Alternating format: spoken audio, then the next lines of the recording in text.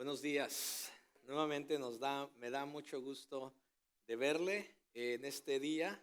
Qué bueno que no se perdió. Estamos en una serie llamada Yo Soy y comenzamos esta serie hace un par de semanas con el objetivo de que cada uno de nosotros lleguemos a conocer un poco mejor de quién es Dios, quién es el Dios el que adoramos, quién es el Dios al que servimos, cuál es ese Dios en quien hemos creído, porque lo que ha pasado históricamente es que cuando el hombre cayó en pecado hace mucho tiempo atrás, hubo una separación entre Dios y el hombre, el ser humano. Y desde entonces el ser humano, por esa separación que hubo, el ser humano ha tratado de entender o comprender quién es Dios. Y lo que ha pasado es que cada ser humano se ha hecho su propia imagen de quién es Dios. Y hasta la fecha, muchas personas también que se dicen ser cristianos tienen su propia imagen de quién es Dios. Y lejos de que nos imaginemos quién es Dios y tengamos nuestra propia imaginación de quién es Dios, Dios quiso revelarse a nosotros para que entonces entendamos y sepamos quién realmente es Dios. Y así no tengamos que dejarlo a la imaginación y así no tenemos que pensar cómo es este Dios, porque lo que pasa es que la figura que tú tengas de Dios va a afectar toda tu manera de pensar, toda tu manera de vivir. Y va a afectar tu relación con ese Dios e incluso va a afectar la relación con los demás y en la manera en que tú vives. La imagen que tengamos de Dios afecta a todas estas cosas. Yo no sé cuando usted estaba pequeño, o si quizás de grande, pero cuando yo estaba pequeño, había una persona, me acuerdo, un amigo de la familia, que cada vez que llegaba, a nosotros los niños nos encantaba porque él tenía una capacidad. ¿Ha visto esas cosas que ponen la luz y luego hacen como unas figuras? ¿Ha visto eso? ¿Cómo se le llama eso? Siluetas. Tenía una habilidad de hacer siluetas él. Y entonces nos encantaba, a los niños nos fascinaba, ¿no? Pero de vez en cuando era tanto a su habilidad que de vez en cuando hacía unas cosas que nunca supimos cómo las hacía, pero a los niños, lejos de ayudarnos o encantarnos, nos daba hasta miedo porque decía, ahora esto. Y entonces cuando a la luz se miraba la imagen terrorífica, nos daba miedo y él decía, este es el monstruo. Entonces nosotros los niños, me acuerdo, nos asustábamos. Y muchas veces nosotros los cristianos y las personas allá afuera estamos viendo a Dios de esa manera. Tenemos una silueta o una imagen falsa de quién es Dios. Y nos vamos con esa idea siempre. Y creemos que la imagen que estamos viendo, ese es Dios. Es por eso que por mucho tiempo la gente pensó que Jesús era de pelo largo, rubio, ojos azules, porque creemos estas historias. Esas son siluetas, mis hermanos, de quién es Dios.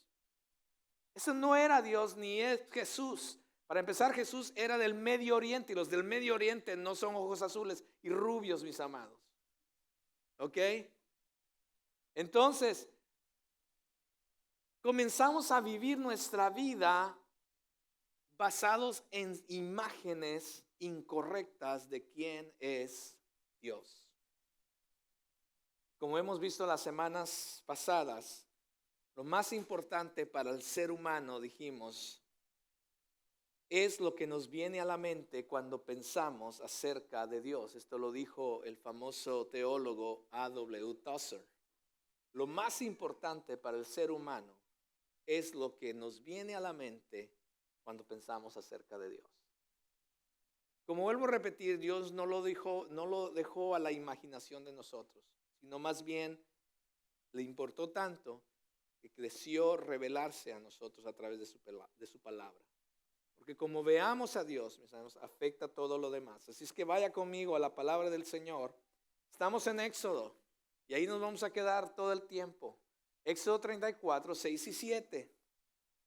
Éxodo 34, 6 y 7. Pero antes de ir a Éxodo 34, 6 y 7, el por qué Dios le dice lo que le dice a Moisés, déjeme darle el contexto. Creo que ya se los he dicho, pero déjeme regresar nuevamente al contexto. Lo que había pasado es que ya Dios ya les ha sacado de Egipto al pueblo de Israel después de ser esclavos, y los quiere llevar a la tierra prometida, ¿sí? Pero este pueblo se ha rebelado en contra de Dios. O sea, te dan la libertad, hacen milagros extraordinarios como abrir el mar, y todavía te rebelas en contra de Dios. O sea, yo no sé usted, pero usted ya está pensando, no, esos de Israel, de veras, qué bárbaros. Pero somos tú y yo. Eso somos tú y yo. Y entonces Dios los está llevando y ellos se rebelan en contra de Dios. Se la pasan quejándose en contra de Dios, haciendo todo aquello que Dios les dice que no hagan. Y ahí están. Entonces viene Dios y dice, ok, para que entiendan lo que yo deseo de ustedes, les voy a dar unas leyes. Porque antes no habían leyes. Era simplemente ama al Señor y obedecen lo que... No había toda una serie de leyes. Pero Dios dice, ok, para que lo entiendan mejor, les voy a dar unas leyes, para que puedan entonces vivir su vida, ¿verdad? Como yo deseo. Y entonces ahí va y dice, Moisés, ven a verme a la montaña. Y ahí va Moisés.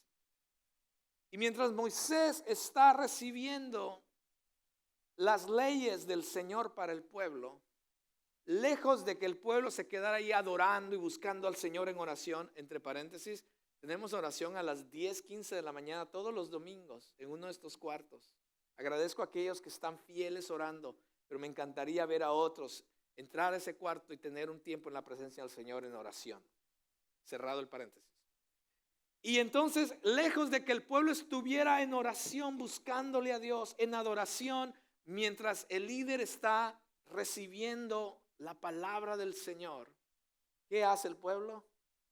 Se desenfrena, se desespera, y entonces regresan a la imagen incorrecta de Dios. Porque cada persona se hace una imagen de quién es Dios o el Dios que ellos desean para ti.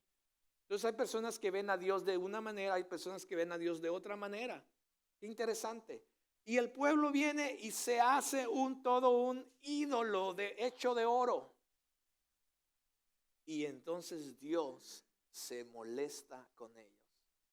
Y también Moisés, tanto que Moisés dice, ¿qué han hecho? ¿Cómo es posible que hagan eso? Y entonces él tira las primeras piedras que fueron escritas por Dios, donde estaban escritas las leyes, y las quiebra. Moisés está molesto, enojado.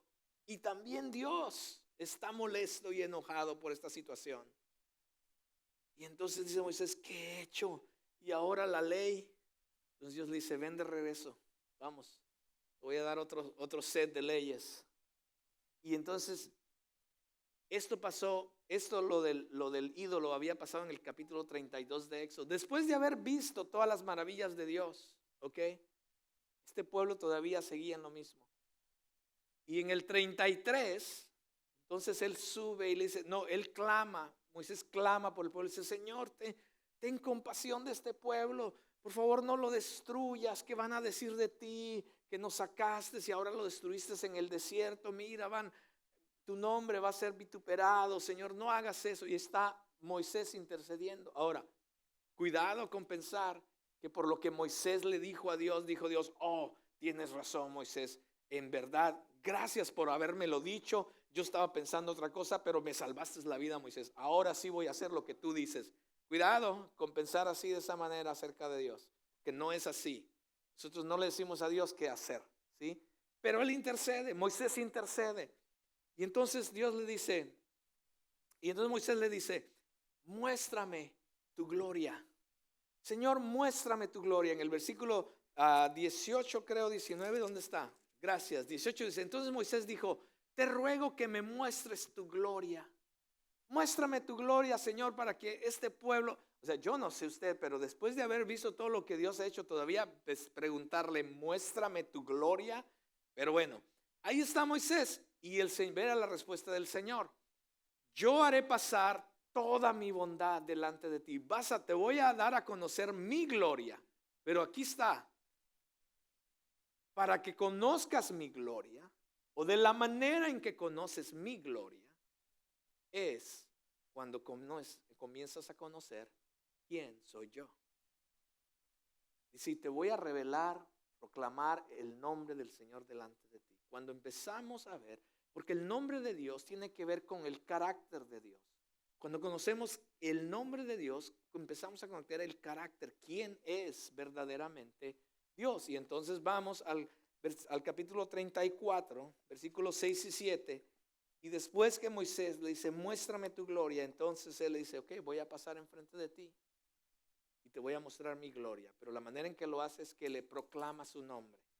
Y aquí está, versículo 6 dice, entonces pasó el Señor por delante de él, de Moisés, y proclamó, el Señor, Dios compasivo y clemente, lento para la ira y abundante en misericordia y verdad, y que guarda misericordia a millares, el que perdona la iniquidad, la transgresión y el pecado, y que no tendrá por inocente al culpable, que castiga la iniquidad de los padres sobre los hijos y sobre los hijos de los hijos, hasta la tercera y cuarta generación. Oremos. Amado Dios, en esta mañana yo te doy gracias. Gracias por tu palabra que es fiel, que es verdadera. Gracias porque a través de ella, Señor, nos revelas quién eres tú. Gracias, Señor, porque no lo dejas a nuestra propia interpretación de quién eres tú, sino más bien te revelas a nosotros a través de tu palabra. Gracias, Señor, por estos versículos en Éxodo 34, Dios, que son, Padre, para que realmente conozcamos quién eres tú y a través de la Escritura, Señor, quién eres tú y, Señor, y tu plan perfecto para nosotros también. Gracias, Señor. Gracias por tu palabra que es verdad, es fidedigna, Señor, y nos cambia, nos transforma, nos anima, Señor, y cambia nuestra manera de pensar y nuestra manera de vivir, Señor. Señor, que este sea el deseo de cada uno de nosotros, no solamente venir a captar nueva información, sino más bien, Señor, permitir que tu Espíritu Santo a través de esta verdad nos cambie. Señor, que no más tengamos una imagen incorrecta, falsa de quién tú eres, sino que lleguemos a conocerte realmente quién tú eres, para que nuestra vida sea diferente, Señor, para que nuestra relación contigo sea diferente y la relación con los demás también cambie. Señor, gracias, oh Dios, por esta oportunidad que nos das. Señor, que nuestro corazón, nuestra mente y nuestros hijos ahora se enfoquen en ti y en tu verdad. Y Señor, y no permitas que solamente sean palabra humana, palabra de hombre, que no sean mis palabras, que no sean mis pensamientos, mis emociones, mis ideologías, Señor, sino más bien sea tu palabra transformándome aún a mí mismo, que también te necesito, Dios. Gracias por este tiempo juntos y por la oportunidad que nos das de escudriñar tu palabra. En Cristo Jesús oramos y te damos gracias. Amén y amén. Yo no sé si usted se ha fijado mientras estamos estudiando estos versículos de Éxodo 34, pero aquí hay una no quiero decir una contradicción, pero más bien un contraste. Aquí hay un contraste en estos versículos, porque yo no sé si usted ya se dio cuenta, pero aquí Dios dice, yo soy un Dios que es compasivo y clemente. Lo vimos eso la semana pasada, ¿cierto? Él dice, yo soy compasivo, clemente. Él dice, yo soy un Dios que es abundante en misericordia. Yo soy un Dios fiel, dice él. Dice, yo soy el que perdono, soy un Dios perdonador, ¿cierto? Vamos bien hasta ahí. Pero yo no sé si usted se fijó, pero también hay cosas como dice, también tengo ira. Soy lento para la ira, pero yo tengo ira, dice Dios. Pero también quiero que sepas que aunque guardo misericordia, dice, perdono la iniquidad y la transgresión y el pecado, pero dice palabras, pero tampoco no voy a tener por inocente al culpable. Es más, no solamente no lo voy a tener por inocente, sino que dice, también voy a castigar la iniquidad de los padres y la iniquidad de los hijos. Y es más, voy a ir más allá porque también voy a castigar la iniquidad de los hijos de los hijos. Es más, hasta tercera y cuarta generación, dice Dios. Wow, un momento, ¿dónde quedó el Dios de misericordia? ¿Dónde quedó el Dios bondadoso? ¿Dónde quedó el Dios de abundante amor? Hay un contraste en estos versículos. Está el Dios de misericordia, el Dios de amor, el Dios que perdona la iniquidad. Pero está el Dios de ira, el Dios de justicia, el Dios que no perdona o no tiene por inocente al culpable y que le va a pagar conforme a su obra. ¿Son dos dioses? No, no son dos dioses. Es un Dios. Pero ¿sabe qué? Hoy vamos a tratar de hablar de esta tensión, porque aquí hay una tensión, ¿cierto? El Dios de amor que perdona y el Dios de ira que paga por la iniquidad. ¿Cómo puede ser las dos cosas? Pues hoy vamos a tratar de hablar de esta tensión el día de hoy, mis amados. Es necesario, mis hermanos, que nosotros sepamos, no solamente sepamos y aprendamos y entendamos que también como parte de los atributos de Dios, Él es un Dios justo y Él es un Dios santo, mis amados. Y cuando se comete una injusticia en contra de su santidad, entonces se enciende su ira. En uno de los pastores en la parte de inglés, él usaba o usa o está usando hoy en día la ilustración de la olla de vapor. Él dice, imagínese una olla de vapor. Dice que ahí está lento, ¿no? Está lento, poco a poco, pero algo se está cocinando, ¿cierto? Es más, yo he conocido personas que me han dicho, ¿tú tienes una olla de vapor? Nosotros no tenemos una olla de vapor, nunca hemos usado una olla de vapor. Pero los que la tienen dicen, no, son muy buenas. Dice, yo la dejo encendida y dice, yo me voy a trabajar. Digo, ¿cómo así?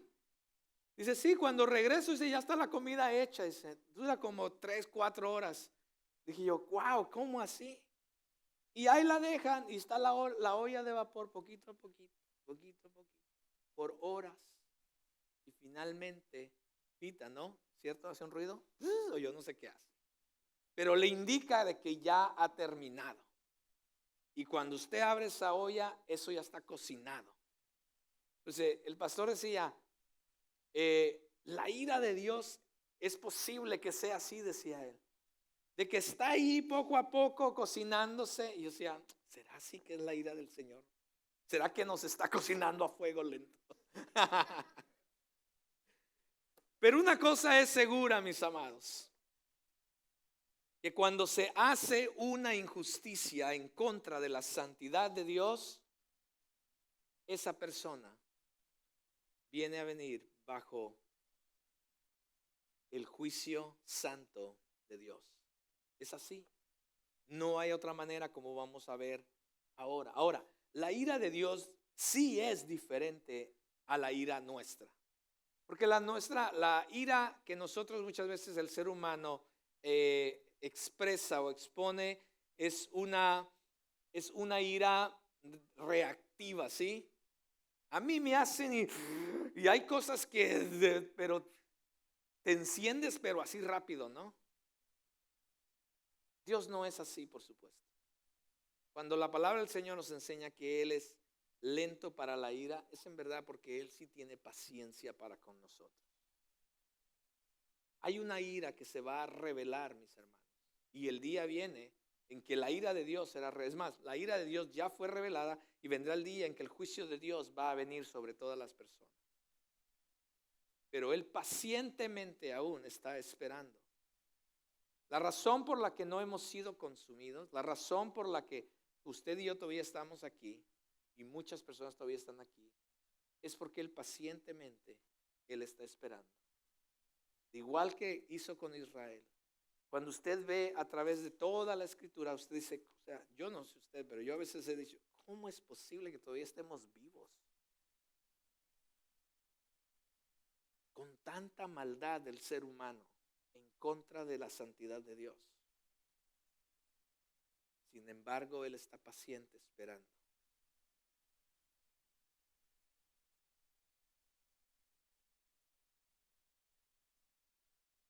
Y la razón por la que Él sigue paciente es porque así como su ira es una realidad, también su amor también es una realidad. Por eso nuestro punto el día de hoy, para entrar en materia, mis amados, es que el Dios de compasión que conocemos, que hemos venido hablando en las últimas semanas. La semana pasada miramos que Él es un Dios de compasión. Ese Dios de compasión es lento para la ira, mis amados. Desde la caída del hombre en el huerto, Dios ha estado lidiando con la rebeldía del hombre, mis amados, del ser humano, mostrando su compasión y clemencia, mostrando su amor. Esta Biblia que usted tiene, si usted tiene una copia, este no es un libro lleno de historias, ¿sí? Este es un libro acerca de una historia. Y es la historia de un Dios, no es acerca del ser humano. Este libro no es acerca del ser humano, este libro no es acerca de usted y de mí. Este libro es acerca de una historia, y es la historia de un Dios que deseó redimir a una humanidad que se rebeló en contra de Él. De eso se trata la historia de este libro. Y entonces Él ha venido mostrando compasión y clemencia. Pero el ser humano, todos, incluyéndote a ti y a mí, hemos preferido regresarnos constantemente a seguir los deseos propios y los deseos que este mundo nos ha ofrecido. El pueblo de Israel, después de haber sido librado, después de 400 años de esclavitud en Egipto, Dios finalmente los libera para llevarlos y les promete que los va a llevar a una tierra donde fluye leche y miel, donde ahí van a experimentar la paz, etcétera, etcétera. Y ellos, lejos de decir, wow, qué Dios maravilloso el que tenemos, cuánto nos ama, se rebelan en contra de Él. Y lo que hubiera tomado 4 días, estaban a 4 días de llegar a la tierra prometida. 4 días, mis amados, caminando. Lo que les iba a tomar 4 días por su rebeldía, por su rebelión, se vuelve 40 años en el desierto. Y sin embargo, después, o sea, yo no sé usted, pero después de yo pensar, si menos nos iba a tomar 4 días, pero por mi pecado, ahora estamos aquí 40 años, yo por lo menos hubiera dicho, yo no sé usted, yo creo, ¿verdad? Pero realmente el corazón del hombre es maligno. Pero yo habría dicho quizás, bueno, Dios perdónanos, ayúdanos, que no sean 40 años, que sea por lo menos 2 años y ya nos llevas a la tierra. Pero sin embargo, cuando usted ve la historia, en esos 40 años, ellos se rebelaron en contra de Dios vez tras vez, tras vez, y el Señor paciente, paciente, paciente. Y sabe que de todos esos que salieron de Egipto, 2 entraron a la tierra prometida, 2. De 2 millones, de alrededor de 2 millones de personas que salieron de Egipto, que a los 2 millones Dios les había prometido llevarlos a la tierra prometida. Solamente 2 llegaron a la tierra prometida. ¿Por qué llegaron esos 2? ¿Porque la hicieron, trabajaron duro? No, mis amados. Porque las promesas de ese Dios verdadero y vivo no cambian tampoco. Él le prometió que los iba a llevar a la tierra prometida. Y muchas generaciones no entraron. Pero de aquellos que salieron, 2 entraron. Su promesa sigue siendo fiel en Dios. Él no cambia tampoco su promesa. Él llevó a aquellos que decidieron caminar, obedecer al Señor.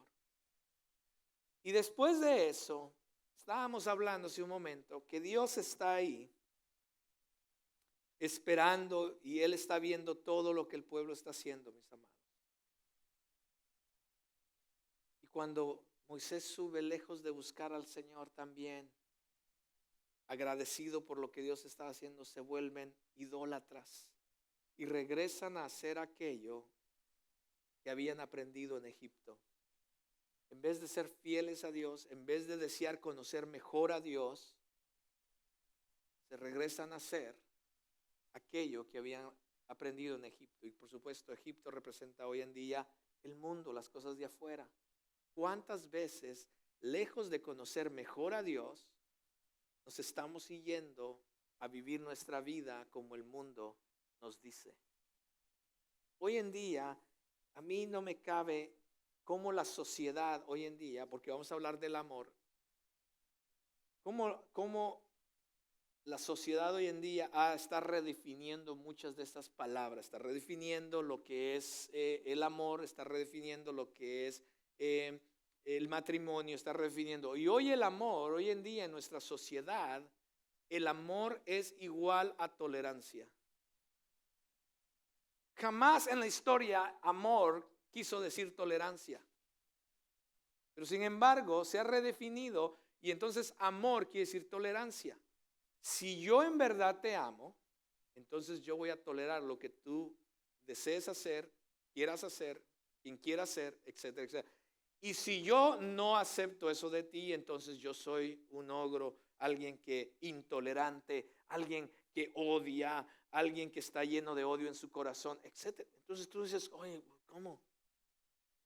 Entonces la gente dice, oye, pues yo no quiero ser esa persona llena de odio, no. Entonces sí voy a amar verdaderamente, dicen las personas. Y comienzas a aceptar cosas que están muy lejos de la verdad. Y comenzamos a tener la imagen, otra vez, si esto es amor, empezamos a decir, si esto es amor, entonces el Dios de amor tiene que también ser tolerante. Porque si no es tolerante, entonces ¿por qué dice que ama a todos y no los ama realmente? Entonces es un Dios de odio. ¿Ve cómo empieza a cambiar toda la situación? Porque empezamos a encajar a Dios en la imaginación, en la imagen que nosotros tenemos de Él. Y ese no es Dios. Y eso no es amor tampoco. Entonces aquí está el pueblo de Israel desobedeciendo a Dios. Y por supuesto la ira de Dios se enciende contra ellos. Pero como dije hace un momento, la ira de Dios no es como nuestra ira humana, imprescindible, irritante. Es más, nos irritamos aún si estamos de mal humor, ¿cierto? Si fue un mal día, ay, qué mal día, estamos irritados y la ira está ahí, pero en el momento. No nos puede venir en ese momento alguien o nuestros hijos, porque explotamos. Dios no es así, mis amados. Dios no es el Señor de barba blanca, larga, sentado así, con el rayo aquí listo para ver quién se porta mal en la tierra para tirárselo. Mis amados, es una imagen incorrecta de Dios. Dios no está esperando que alguien Él ya sabe que todos somos malos. Él no está esperando que hagas algo malo, ¿sí me van a entender? El amor de Dios, mis amados, es una doctrina complicada. Si a usted le gusta leer, le invito a que lea un libro que se llama,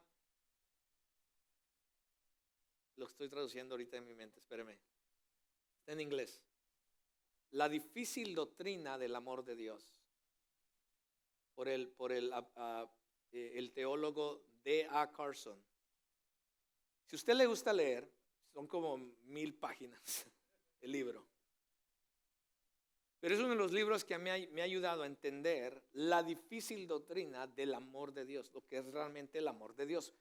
Porque nosotros tenemos una mala imagen de lo que es el amor de Dios. Es complicado el amor de Dios, mis amados, porque hay muchas personas que no han conocido o entendido lo que realmente es el amor de Dios y cómo realmente trabaja. Porque lo vemos, muchas personas ven el amor de Dios como algo sentimental, ¿sí? Es algo sentimental, o como lo decías hace un momento, empezamos a redefinir qué es el amor. El amor es aceptar todo aquello, ¿verdad? Que antes no aceptábamos, ser tolerantes. Pero ese no es el amor de Dios, ese no es el amor del que habla la Biblia, mis amados. Y cuando no conocemos el amor de Dios, comenzamos también a desconocer los otros atributos de Dios. Porque el problema teológico más profundo es que cómo entiendes ese amor o ese Dios de amor, cómo lo armonizas con otros atributos que tiene este Dios. Como por ejemplo en el versículo que veíamos. ¿Cómo puede ser un Dios misericordioso que perdona y a la vez que castiga? Bueno, Dios, ¿me vas a perdonar o me vas a castigar? ¿Me vas a amar o me vas a destruir?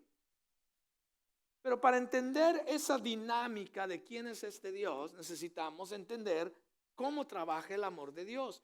Y dentro del amor de Dios existe también la ira de Dios. Yo lo explicaba un poquito la semana pasada. Nosotros mismos, por amor a nuestros hijos, nos molestamos cuando ellos hacen algo malo. Porque no queremos que eso le afecte en su vida, que esas malas decisiones vengan a afectar su vida, que después ellos van a pagar las consecuencias. Ellos son los que van a pagar el precio y nosotros no queremos. Y entonces nos molesta que nuestros hijos tomen unas malas decisiones, porque les amamos, porque deseamos lo mejor para ellos. Entonces es peligroso, mis amados, suponer que el amor de Dios es simplemente esta situación. Bueno, si Dios es amor, entonces la gente comienza a pensar que si Dios es un Dios de amor, entonces Él nos va a perdonar cualquier cosa que nosotros hagamos. Y entonces la gente empieza a comenzar a pensar que el Dios de amor nos da licencia entonces para vivir de la manera en que queremos. Bueno, al final es un Dios de amor, dicen las personas. No importa lo que yo haga, Él me ama. ¿Está conmigo? Empezamos a ver a Dios de esa manera. Dice, si Él en verdad es un Dios de amor, empieza la persona a crearse esta ideología o filosofía que es humana, a pensar de que si Dios nos ama, pues entonces Dios nos va a perdonar cualquier cosa. Y la gente entonces empieza a vivir de la manera que ellos desean. Y aún muchos cristianos dicen, pues Dios me ama, al final Dios me perdona, y comienzan a vivir de la manera que ellos desean. Pero se olvidan o nos olvidamos acerca de algo como la justicia de Dios. Porque así como es un Dios de amor, también es un Dios justo y es un Dios santo. Y dentro de su justicia está la ira de Dios, ¿sí? Está el castigo de Dios. Entonces es peligroso, mis amados, suponer que porque Dios nos ama tenemos licencia para pecar libremente. Entonces el amor de Dios debe coexistir con su justicia, y cuando esto comienza a existir, empezamos a entender de que cuando hay pecado, cuando hay algo que va en contra de quién es Dios, de la voluntad de Dios, entonces viene una indignación en Dios y entonces se enciende la ira de Dios en contra de aquello. Y aquí es donde está la tensión en la palabra del Señor. Y por supuesto, lo vemos en el versículo que acabamos de ver. Si queremos conocer y entender a Dios de la Biblia, necesitamos entender este pasaje que estamos estudiando en estas semanas. Porque la imagen bíblica no es simplemente la de un Dios indiferente que solamente está ahí listo para condenarnos. No es un Dios que está esperando que hagas algo malo, como dije hace un momento, para castigarnos. Sino más bien es un Dios, cuando dice que es lento para la ira, es un Dios paciente que está esperando que regresemos a Él, como la ilustración que usamos la semana pasada del hijo pródigo. Es como el padre que continuamente está esperando cuándo va a regresar el hijo, lejos de simplemente castigarlo. Dios no solamente es santo y justo en su compromiso inquebrantable de oponerse y castigar el pecado, pero Él también es fiel a sus promesas. Fue la razón porque al final llevó al pueblo a la tierra prometida. Es la razón por la que todavía tú y yo estamos aquí. Muchas personas me han hecho la pregunta de, bueno, ¿y por qué si Dios, por qué no ha terminado con la humanidad? Él podría, claro que podría. Es más, ya lo hizo una vez a través del diluvio. Y en su misericordia todavía guardó a una familia. Y con esa familia volvió a comenzar. ¿Y qué pasó? ¿Nos arrepentimos la humanidad? Por supuesto, estamos otra vez como en los tiempos de Noé, dice la Biblia. Estamos otra vez ahí. Más que esta vez ya no va a ser con agua. Esta vez dice que va a ser con fuego. A lo largo de la historia, Dios planeó, mis amados, y prometió revelar su gloria a su pueblo. Y Él lo hizo. Pero ¿cómo entonces, cuando revela su gloria a través de su nombre, cómo un Dios puede perdonar? Y cómo un Dios puede, a la misma vez, poner su ira sobre aquel que es culpable. ¿Cuál es la respuesta a este misterio? Bueno, nuevamente, cuando empezamos a entender el amor de Dios, empezamos a ver que el amor no es el único atributo de Dios. Porque Dios no simplemente por amor puede anular su justicia. En un Dios que es perfecto, Dios no puede anular su justicia.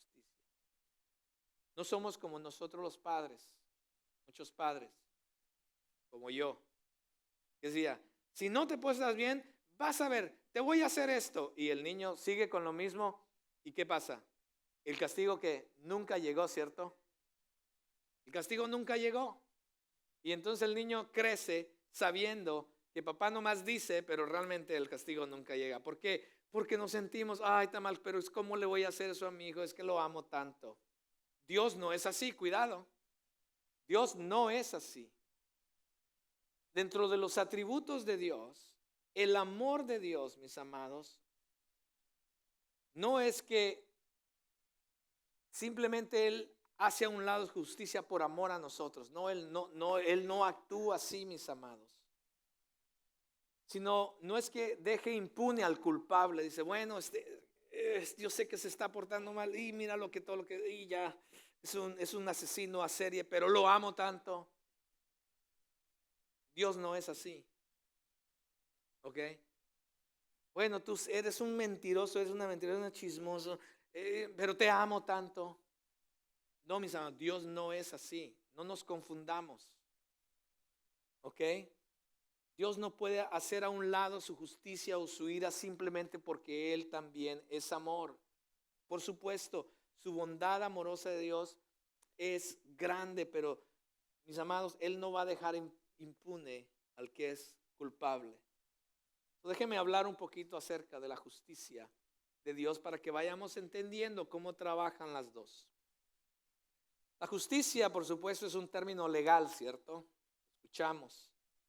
Que describe, en el caso de Dios, describe la rectitud del gobierno divino, es como las cosas suceden. Dios es un Dios justo y Él ha establecido principios desde antes por quien Él es, porque Él es un Dios perfecto. Entonces las cosas funcionan de esta manera porque es un Dios perfecto.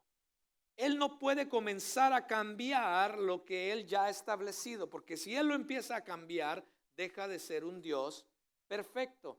Y si no es un Dios perfecto, pues entonces ¿para qué estamos aquí reunidos? Si no, al final no es un Dios perfecto. Yo no sé usted, pero yo quiero servir, amar y conocer y adorar al Dios supremo, perfecto sobre todas las cosas. Y Él lo es. Dice la palabra de Dios que Él lo es. Y si Él es un Dios perfecto, Él no puede decir, bueno, sí, pero ay, es que mi amor, está bien. Puedes hacer eso, pero un ratito más, porque te amo. No, mis amados, me acuerdo de mi primo, mis hijos se ríen, pero yo tenía un primo que, Dios mío, yo no sé, hijo de Satanás, no se crean. Pero tenía yo un primo, pero wow, yo no lo podía creer, la manera en que se comportaba. Y tenía unos padres tan pasivos. Y entonces mi tío, literalmente, esto es literalmente. Me acuerdo que yo me iba a jugar a la casa de él. Y él estaba haciendo un desastre. Y mi tío decía, él se llama Mauricio, no digo nombres. Si lo están grabando en video, me va a matar mi primo. ¿Por qué dijiste eso? Pero entonces mi tío le decía, mi hijo, no se porte así. Mi hijo, por favor, haga caso. Mi primo se volteaba y decía, cállese usted, viejo. Así le decía y yo decía, no, pero ¿cómo? Decía, eso yo no lo puedo hacer en mi casa. ¿Cómo se puede hacer aquí en esta casa? Y lo amaron y lo amaban tanto. Le compraban todo lo que quería. ¿Sí van a entender? Dios no es así, mis amados. Dios no cambia. Él no puede hacer un lado su justicia. No es parte de su carácter. No puede cambiar. No puede rebajar sus normas morales por el amor que Él tiene para nosotros. ¿Sí me doy a entender? Necesitamos entender esto. En su perfección, mis amados, Él no puede cambiar la justicia ni su naturaleza, porque si algo exige su justicia, mis amados, eso va a pasar. Ahora bien, como el creador de todas las cosas, Él tiene todo el derecho sobre todas sus criaturas de hacer de la manera que Él desea, de la forma que Él le plazca. Él como alfarero, dice la Biblia, simplemente Él puede hacer con el barro lo que a Él le plazca, moldearlo como Él desea. Él ha establecido las leyes, determina las normas y las consecuencias de todas las cosas, mis amados. Él creó todo, dice el Nuevo Testamento, por Él y para su gloria. Él tiene todo el derecho de hacer como a Él le plazca, como Él desea.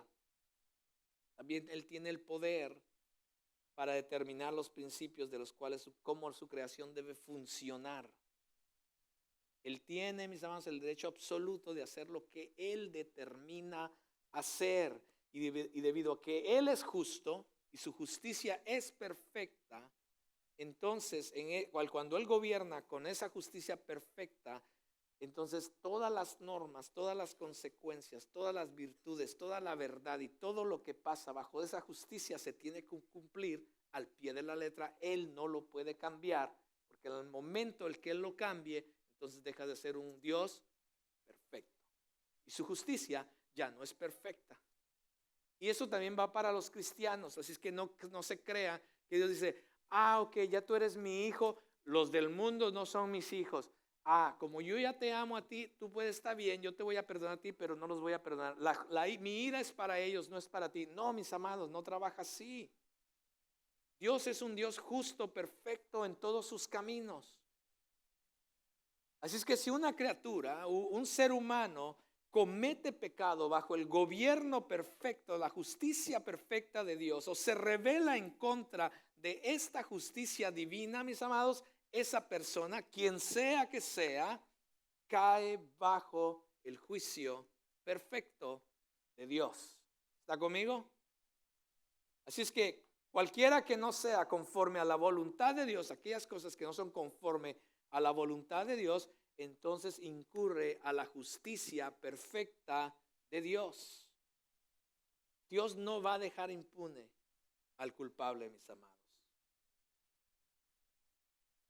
Todos nosotros estamos ahí. Todos nosotros estamos ahí. Vea lo que dice Romanos 3. Como está escrito, no hay justo ni aún uno. ¿Ok?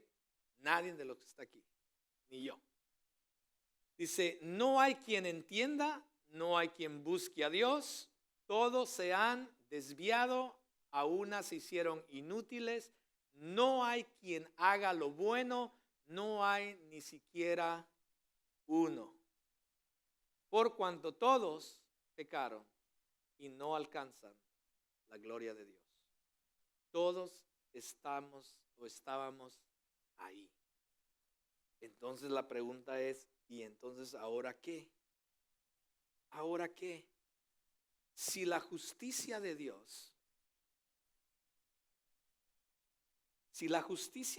determina que el pecado se tiene que pagar, si la justicia de Dios pide que todo aquello que ha sido en contra de Dios sea, venga la ira de Dios sobre esas cosas, entonces ¿qué hacemos?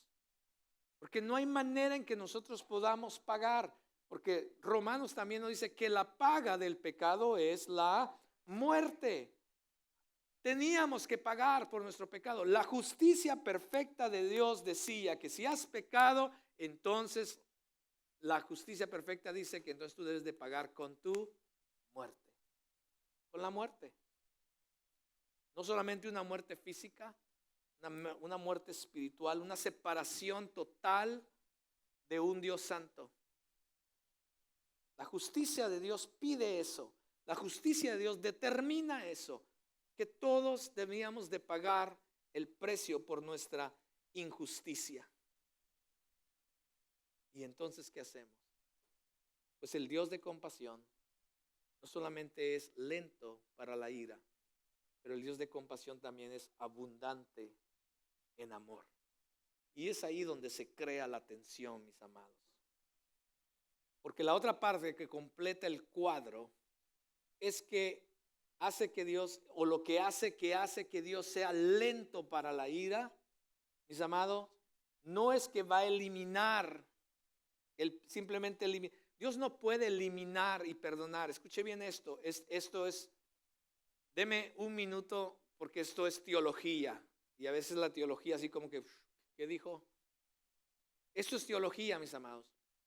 Dios no simplemente puede eliminar o perdonar o hacer a un lado borrón y cuenta nueva nuestros pecados.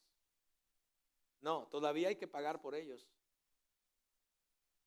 Todavía Dios no puede decir, cuando se habla del perdón, aquí en la palabra de Dios, no se ponga una imagen incorrecta del perdón de Dios. El perdón de Dios no es, ok, no te preocupes, ya estuvo, ya, olvídalo. No. La justicia perfecta de Dios dice que tu pecado necesita ser pagado. Dios no puede simplemente decir, ya no te preocupes, te perdono y borrón y cuenta nueva. No trabaja así, no trabajó así, nunca ha trabajado así y no trabajará así.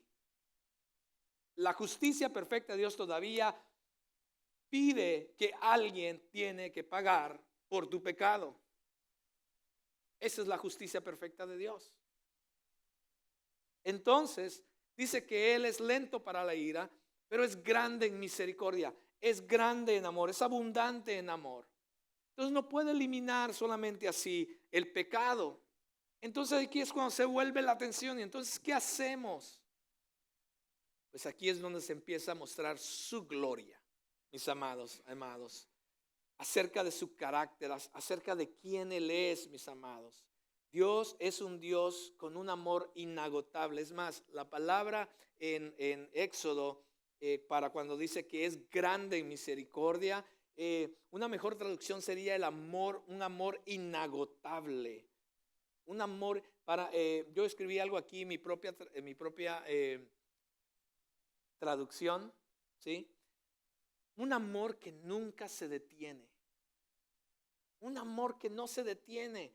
Un amor que nunca se da por vencido, que no cambia, que es el mismo por siempre y para siempre, porque eso es lo que es. Dios quiere amar a quien ama y nunca se detiene. Cuando la palabra de Dios nos dice que nos ha amado, es un amor que no se detiene. Nos amó y continúa amándonos hasta tenernos juntamente con Él, mis amados. No hay nada que pueda detenerlo. Pero y el pecado, pastor, ni el pecado va a poder detenerlo. Y como lo estamos estudiando el día de hoy, porque su amor es así también. Dice Romanos que ni la muerte, ni los principados, ni lo porvenir, ni lo alto, ni lo profundo, nada cosa creada que esté en la tierra o en los cielos, no hay nada que pueda detener o cambiar el amor que Dios tiene para cada uno de nosotros. Y ahí es donde está la tensión. Entonces, ¿qué? ¿Nos va a castigar o no?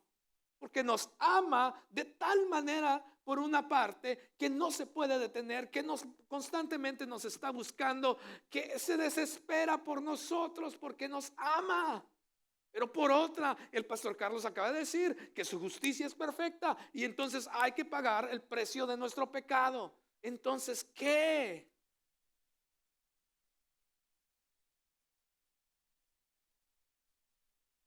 Por eso necesitamos entender, mis amados, que cuando Él dice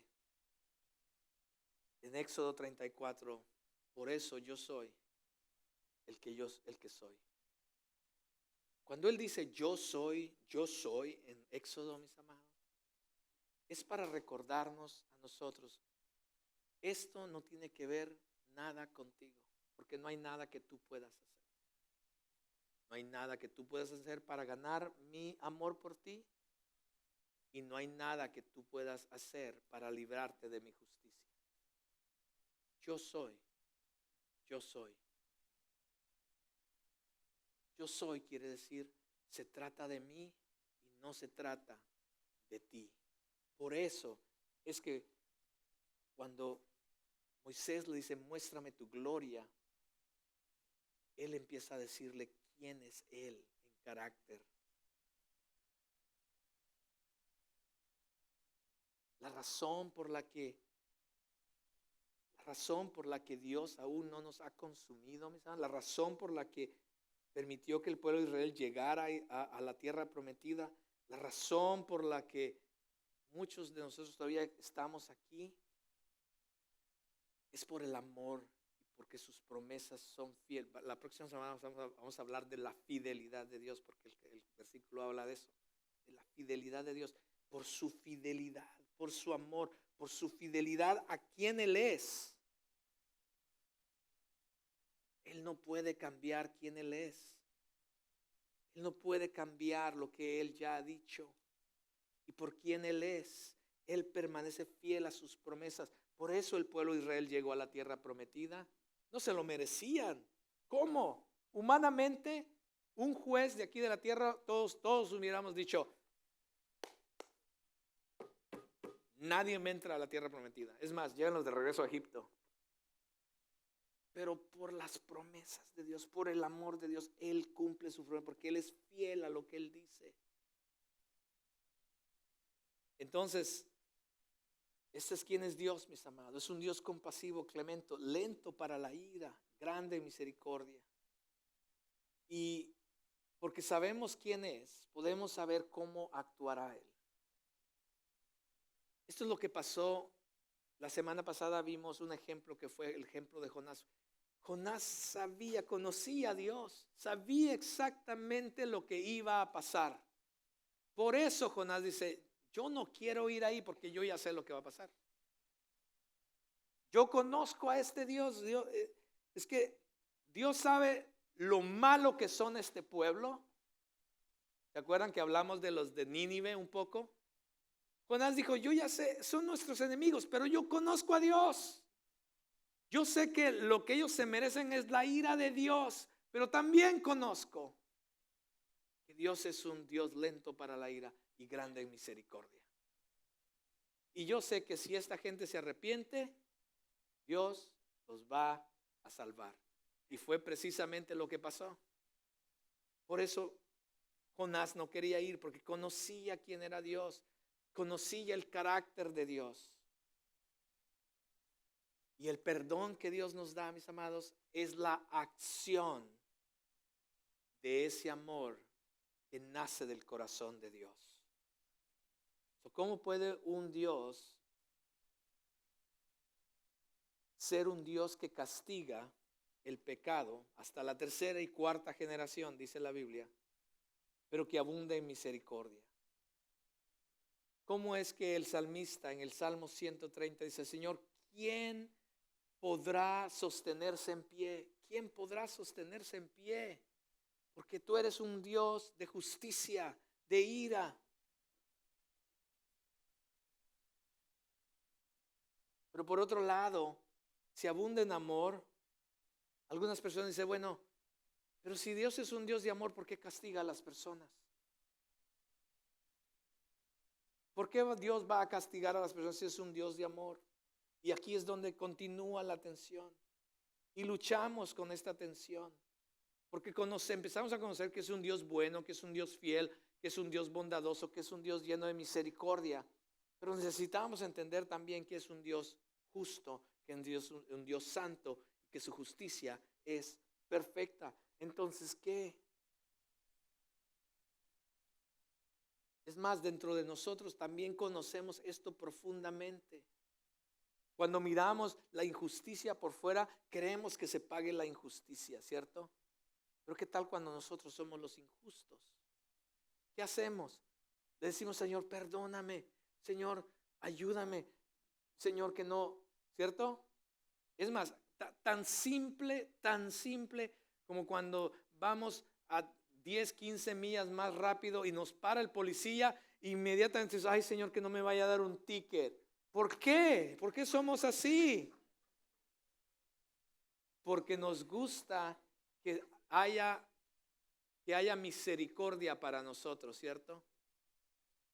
Pero cuando vemos a alguien en el freeway que lo paró la policía, dice, ay, ¿sabe a cuánto venía ese cuate? ¿Cierto? Así somos, decimos, se lo merecía. O cuando miramos las noticias que sentenciaron a una persona a esto y al otro, ¿cierto? 10 años, 15 años, a muerte. Usted dice, se lo merecía. O cuando escucha una noticia terrible, dice, uy, ojalá que lo agarren ese cuate y ¿verdad? ¿Cierto? Porque está eso en nosotros. Pero cuando se trata de nosotros, queremos la misericordia, queremos el perdón. ¿Cómo resolvemos esta tensión, mis amados, de un Dios santo y justo, que tiene el derecho de castigar el pecado de la humanidad, que tiene el derecho de castigar nuestro propio pecado con la justicia perfecta? Y Él va a estar, si Él nos castiga, mis amados, Él va a estar en su más legítimo derecho. No va a ser injusto si nos castiga. Pero sin embargo, el que es justo deseó, por amor a nosotros, justificarnos. Escuche bien esto. El héroe murió por los villanos. Yo no he visto todavía una película que sea así. Todas las películas de héroes que existen usualmente es para matar al villano, ¿cierto? Y destruirlo, y todo el mundo, wow, perfecto, ganó la bondad, ganó la justicia. Pero en este caso no. El héroe murió por los villanos. El justo murió por los injustos. Él justificó, mis amados. ¿Cómo hizo esto? ¿Cómo que el Dios perfecto, para poder continuar siendo el Dios perfecto, y con esto termino, para poder continuar siendo el Dios perfecto, no podía simplemente decir, ok, borrón y cuenta nueva? En su ira, en su justicia, necesitaba que alguien pagara el precio por nuestro pecado. Mis amados, Dios no simplemente te perdonó y se acabó. No. Espero que nunca se te olvide esto desde hoy. No es que Dios simplemente dijo, no te preocupes, borrón y cuenta nueva. No. En su justicia perfecta, alguien tenía que pagar por tu pecado. Si tú no lo vas a pagar, alguien tiene que hacerlo. Y Dios en su amor dijo, como sé que tú no puedes hacerlo porque, perdón lo que voy a decir, pero tu vida no vale mucho como para pagar por tus pecados. Pero era necesario que en la justicia perfecta de Dios su ira fuera aplacada. ¿Cómo iba a aplacar Dios su ira en contra del pecado? La única manera era que en su justicia alguien pagara por sus pecados. Y Él mismo, Dios mismo, proveyó el camino para aplacar su ira. Y entonces mandó a su Hijo Jesús. Y sobre Jesús, toda su ira que había en contra del pecado de la humanidad para que su justicia continuara siendo perfecta, puso su ira sobre su Hijo Jesús. Puso tu pecado, mi pecado, sobre Jesús. Y cuando vio tu pecado y mi pecado en su Hijo Jesús, la justicia demandaba que la ira de Dios viniera en contra de ese pecado. Y entonces, en la justicia perfecta de Dios, la ira de Dios cayó sobre su Hijo Jesús y lo mató crucificándolo en la cruz del Calvario, el lugar donde tú y yo deberíamos estar. Una de las muertes más horrendas, más vergonzosas que ha existido en la historia de la humanidad. Es donde tú y yo teníamos que estar, porque era lo justo, era lo que nos merecíamos. Pero en el amor abundante, el amor que no para de amarnos, cuando nos vio, dijo: no puedo porque lo amo, pero mi justicia es perfecta. ¿Qué hago? Él proveyó también el camino para justificarnos y puso a Jesús sobre la cruz. Y Jesús pagó por tus pecados y por mis pecados. Y Dios continúa siendo un Dios perfecto, amándonos, justificándonos a través de la cruz. Dios no solamente absuelve pecados, mis amados. No trabaja así. Él nos pasa por alto el pecado. No trabaja así. Sino que más bien, a través de la persona de Jesucristo, Dios te justifica a ti. Puso tu pecado, hubo un intercambio.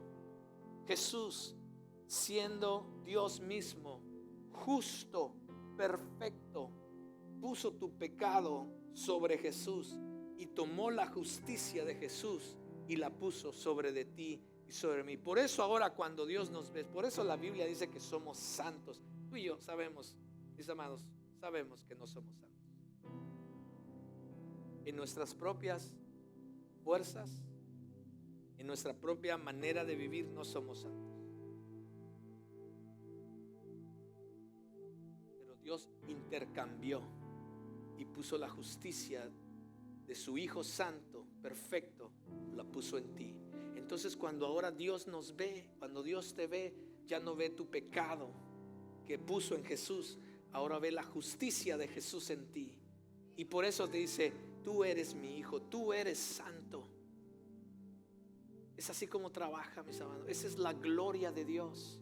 La gloria de Dios fue manifestada cuando Él dijo: yo soy lento para la ira, te sigo esperando, sé que has pecado, conozco tus pecados, aunque otros no los conozcan, yo los conozco porque veo lo profundo en tu corazón, en tu pensamiento, lo que dices, lo que haces. Cuando nadie te ve, yo sé lo que estás haciendo, pero yo soy lento para la ira. He aquí manifestada mi gloria. Es aquí donde tú me tienes que conocer que mi ira y mi justicia demanda que mi ira caiga sobre ti. Pero quiero recordarte que también te amo. Mi amor es un amor profundo por ti. Y porque te amé, entregué a mi Hijo para pagar por tus pecados. Mis amados, que no se nos olvide esto. No es que tú viniste a la iglesia y dijiste: bueno, ya como que quiero vivir una vida diferente, me voy a hacer cristiano. No, mis amados, la salvación nada tuvo que ver contigo.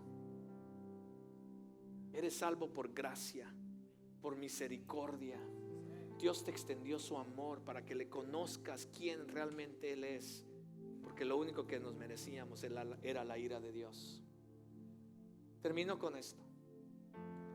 Aquí hay muchas personas, pero no aquí. Aún hay muchas personas que no están aquí, que no conocen esta verdad.